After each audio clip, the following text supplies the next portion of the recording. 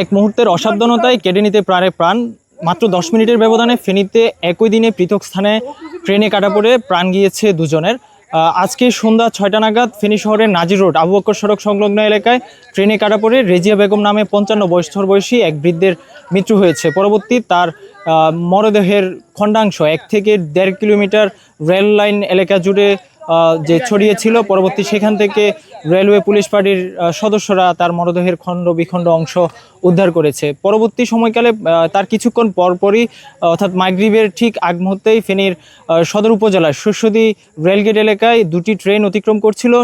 একই সময় অসাবধানতাবশত আবু সুফিয়ান তোরাব নামে 23 বছর বয়সী এক তরুণ যুবক যে রেল লাইন অতিক্রম করার সময় ট্রেনে কাটা পড়ে মৃত্যু হয়েছে। সেটি ছিল মূলত সিলেট থেকে ছেড়ে আসা পাহাড়িকা এক্সপ্রেস ট্রেনটি ওই এলাকা অতিক্রম করার সময় অসাবধানতাবশত ট্রেনে কাটা পড়ে তার মৃত্যু হয়েছে।